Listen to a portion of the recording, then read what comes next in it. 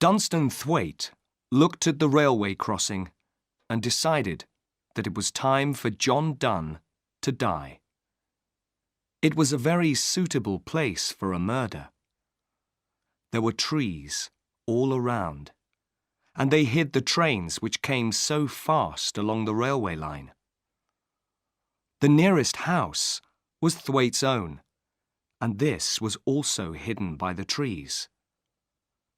People and traffic did not use the crossing very often, and the big gates were kept locked. There was a small gate used by passengers going to the station, but at night it was always quiet. Thwaite was a worried man. He had to use sleeping powders to help him sleep. But after tonight, things were going to be different. The time had come to stop the blackmail. The time had come for John Donne to die. It all began 5 years earlier. Thwaite worked in the offices of a large company, and his only money was the money that the company paid him. It was not much, but it was enough. Then he met the beautiful Miss Hilda Lorraine and asked her to marry him. She came from an important family who was supposed to be very rich, but in fact, they had less money than Thwaite had thought. He learned that he would have to pay for the wedding himself, and he did not have enough money for the expensive kind of wedding that Miss Lorraine wanted. So Thwaite stole £1,000 by changing the figures in the company's books.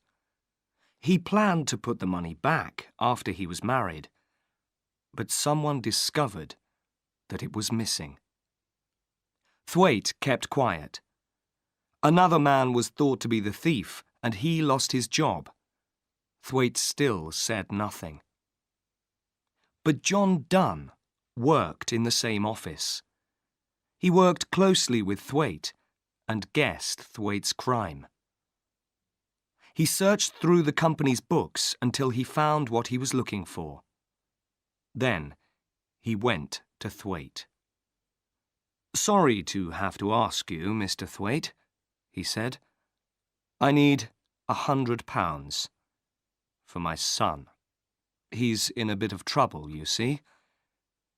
"But you don't have a son," said Thwaite. Donne just smiled. It wasn't a very nice smile. £100, he said again. And then Thwaite knew that he was being blackmailed. He paid Donne £100, and Donne said nothing more for a year. During that time, Thwaite got married. Then the day came when Donne asked him for more money. £250, he said to Thwaite. "I can't pay," began Thwaite. But he did. Either he paid or he went to prison. It went on for 5 years, and each time Donne wanted more money. Thwaite found it difficult to live on the money that he was left with. His wife liked expensive things. An expensive house, an expensive car, visits to expensive restaurants. She also discovered that some of the money her husband was paid each year seemed to disappear. He tried to lie about it, but he knew that she thought he was paying to keep another woman. Oh, how he hated John Donne. Something must happen. And then he remembered the railway crossing. It was not a new idea. Weeks before, he had thought about what could happen there. The idea came when the doctor gave him some powders to help him sleep. He thought about giving Donne enough of them to kill him. But then he got a better idea. Although he was afraid, Thwaite slowly realized that murder was the only answer to his problem. Then Dunn asked for more money. £500, Mr. Thwaite, Dunn told him. 500? Said Thwaite. Why not ask for the moon? You'll get neither one nor the other. 500, repeated Dunn calmly. It was then that Thwaite decided to murder the other man. He pretended to think about the money for a moment. Then he said, "Come to my house tomorrow night, and we'll talk." He remembered his wife was going to be away in London all night. "And bring those papers from the office which you want me to look at." "All right," said Dunn. The following evening, Thwaite put £200 in his pocket. Then he put 1/2 of his sleeping powders into a whiskey bottle. There was only enough whiskey for 2 glasses, but there was an unopened bottle next to it. Next, he put a hammer into one pocket of his overcoat and a torch into the other pocket. The coat was outside the door of his study. Lastly, he moved the hands on his watch and on the study clock forward by 10 minutes. Those extra 10 minutes would give him his alibi. Thwaite knew that he must be extra careful. He knew that people at the office thought there was some secret between him and Dunn. A secret that Thwaite didn't want anyone to know. "If Dunn is killed," he thought, "they'll wonder if it was really an accident, or if I murdered him." But if his plan went well, the police would believe that he hadn't left the house. Thwaite sat down to wait for John Dunn. He thought about what he was going to do. Murder. He could almost see his hand holding the hammer above Dunn. Could hear the awful sound of it crashing down onto the man's head. He could see Dunn's dead body.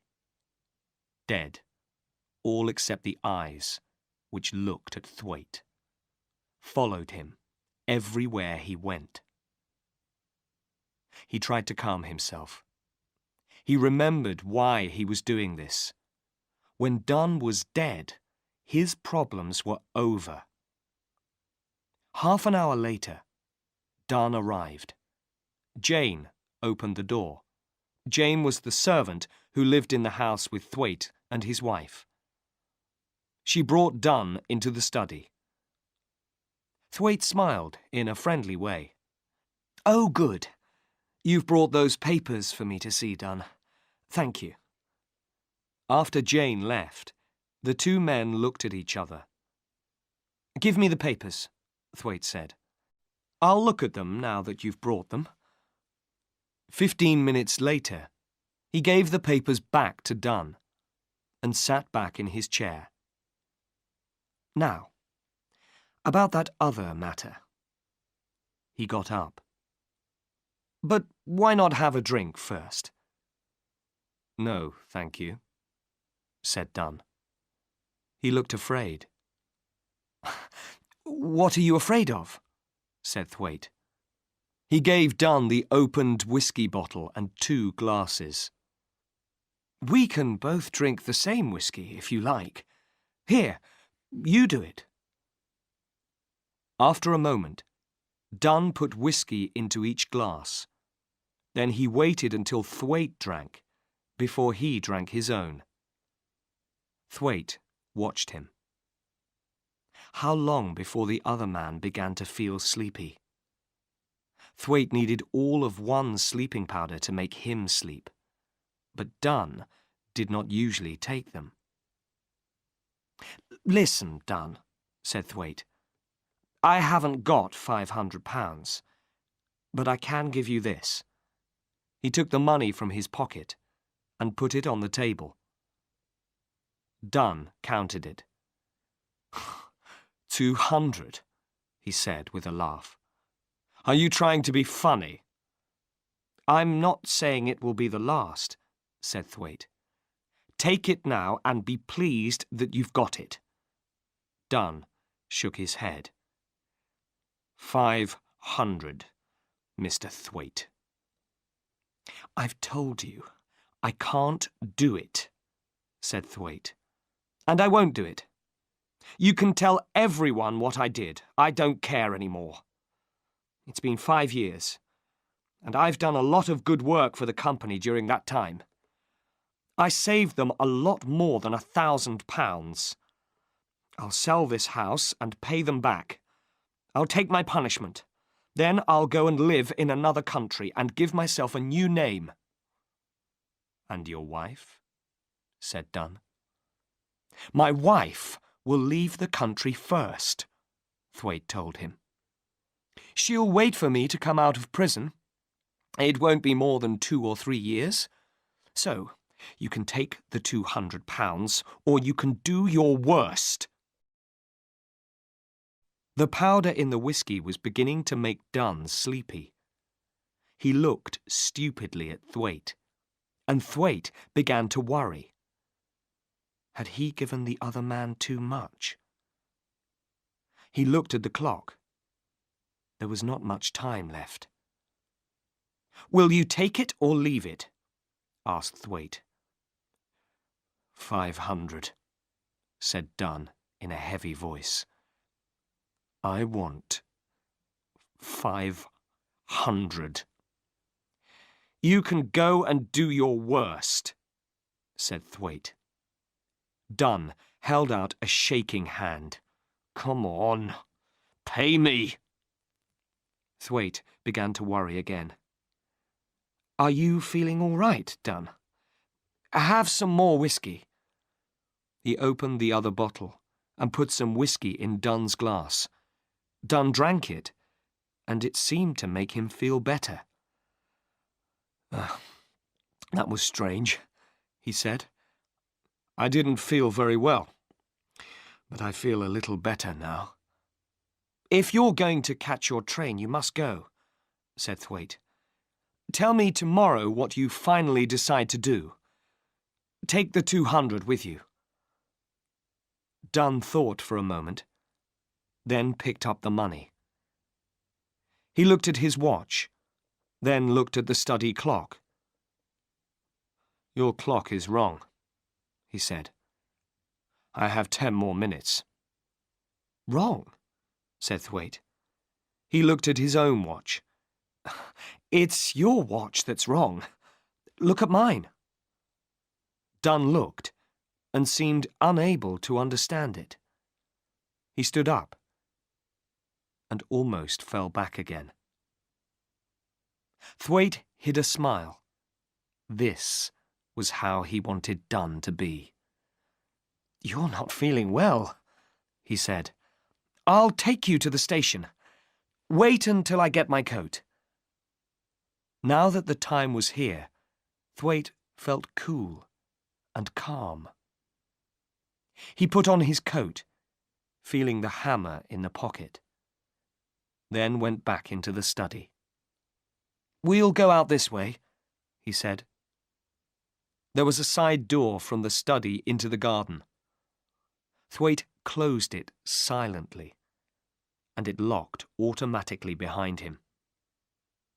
It was his plan to return that way, go in quietly again, and then to change the clock and his watch back to the right time. Then he would shout, "Good night," and close the front door very loudly, pretending that somebody had left just then. Next, he would call Jane and ask for some coffee, making sure that she saw the clock. Then, if the police asked her later, Jane could say that Thwaite did not leave the house and that Dunn went to catch his train at the right time. It was a dry night, but very dark. A train carrying freight went slowly by. Thwaite smiled to himself. There were plenty of freight trains at that time of the night. He needed one of them to hide his crime for him. He planned to hit Dunn on the head with the hammer, then put his body on the railway line. A freight train would do the rest. Slowly the two men walked on, Thwaite holding Dunn's arm. A light wind moved among the trees. Thwaite gently pushed the half-asleep Dunn forwards. He put his hand into his pocket for the hammer and stopped. His keys. They were still inside the house, and he could not get back in without them. He would have to ring the front door bell. His alibi was destroyed. It was a bad mistake. Everything was wrong now. He couldn't go on with the murder. Most murderers make mistakes, thought Thwaite, trying to calm himself. I've been the same. But he was shaking with fear as he thought about the mistake. Suddenly he could not walk another step with Dunn. "Good night," he said to the other man. And before they reached the crossing, he turned and walked back to the house. For 10 minutes, Thwaite walked up and down outside until he began to feel calm again. Then he rang the bell. A few moments later, Jane opened the door. "Thank you, Jane," he said. "I went to see Mr. Dunn over the crossing, and I forgot my keys." He went to bed a happier man. He was not a murderer. When he was eating his breakfast the next morning, he decided what to do. "I'll tell them at the office that I stole the £1,000, he said to himself. "I'll take my punishment, and then I can have some peace again." It suddenly seemed so easy. Until Jane came in. "Have you heard the news, sir?" she said. "Mr. Dunn was killed by a train on the crossing last night. A man who was working on the railway line found him this morning." Thwaite slowly went white. Jane was looking at him strangely. What was she thinking? What story did he tell her the night before? He couldn't remember. "Dunn killed," he said. "How terrible, Jane. I'll go down." The body was in a small railway building near the line. There was a policeman outside. "A sad accident, Mr. Thwaite," the policeman said. "You knew the man, didn't you, sir?" "He worked in my office," replied Thwaite. "He was with me last night, discussing business. I suppose this happened on his way home. It's terrible." "It's very sad, sir," said the policeman. "But accidents will happen." "I know that," said Thwaite. "But I wish he hadn't drunk so much of my whiskey. I was going to walk with him to the station." The policeman looked closely at Thwaite. "And did you, sir?" "No," said Thwaite. "The cold night air seemed to make him feel better. I turned back before the crossing." The policeman said no more. But later that day, 2 more policemen came to the office. "Have they talked to Jane?" wondered Thwaite. Again he told them, "I left Dunn before we reached the railway crossing." They wrote down what he said to them, then went away. Next day, they came back. There were things that Thwaite could not explain to them. Why did the whiskey bottle contain what was left of a sleeping powder?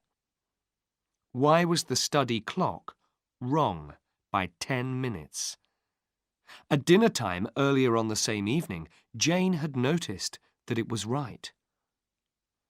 and why was a hammer found in his overcoat pocket? Then, the police found papers in Dunn's house. The handwriting on them was Dunn's. It told the story of Thwaite and the £1,000, and it told how Thwaite was a thief. The police then discovered that money taken from Thwaite's bank account over the last 5 years always appeared a few days later in Dunn's bank book.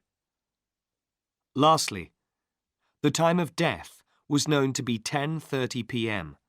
because Dunn's blood was found on the train that went through the railway crossing at that time.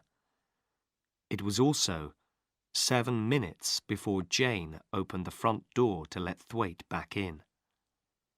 At first, Thwaite had no answers to all their questions.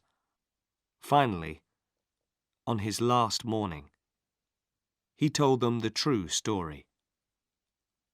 Then he went to his death bravely.